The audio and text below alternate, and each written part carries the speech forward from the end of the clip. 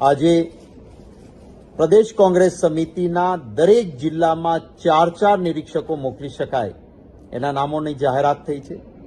ખૂબ સિનિયર આગેવાનો, આખા રાજ્યના પ્રભારી તરીકે જેમણે કામ કર્યું હોય એવા વરિષ્ઠ નેતાઓ, એક વ્યક્તિ જિલ્લા દીઠ એ ગુજરાતના બહારથી આવશે. આમ 5 વ્યક્તિનું બનેલું પંચ એ દરેક જિલ્લા મથકે જશે અને ત્યાં કાર્યકર્તાઓ સાથે સંવાદ, જિલ્લાના સશક્તિકરણ માટેની જે વાત છે એ નિર્ધારિત થશે.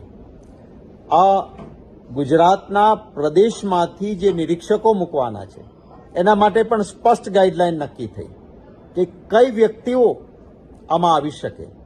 તો કોંગ્રેસ પાર્ટીએ નક્કી કર્યું કે જે પોલિટિકલ અફેર્સ કમિટીના સભ્યો છે, એ ધારાસભ્યશ્રીઓ છે, એ સંસદ સભ્યશ્રીઓ છે, એ અને આપણા ભૂતકાળમાં જિલ્લા પંચાયતના પ્રમુખો રહ્યા હોય, જિલ્લા કોંગ્રેસ સમિતિના પ્રમુખો રહ્યા હોય અને હાલમાં જિલ્લા કે મહાનગરપાલિકામાં વિરોધ પક્ષના નેતાઓ છે અથવા પૂર્વ નેતાઓ છે, એમાંથી મેયરો કે માજી મેયરો રહ્યા હોય, એમાંથી નામો નક્કી કરીને એક જિલ્લામાં 4 મોકલી શકાય એવા નામો નક્કી કરવાના, જેના અંદર 4 અમારા ફ્રન્ટલ ઓર્ગેનાઇઝેશનના નેતાઓ સ્ટેટના અને 4 મુખ્ય સેલ જે અમારા છે, એસસી, એસટી, ઓબીસી અને માઇનોરિટી.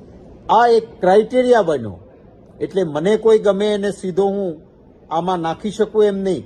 આ ક્રાઇટેરિયાની અંદર આવતી વ્યક્તિ હોય એ જ આમાં પ્રભારી બનીને જઈ શકે. એ રીતની ગાઈડલાઈન નક્કી થયા પછી આજે પ્રદેશના 4 નિરીક્ષકો અને એક બહારથી આવવાના છે એની યાદી એઆઈસીસીએ જાહેર કરી છે.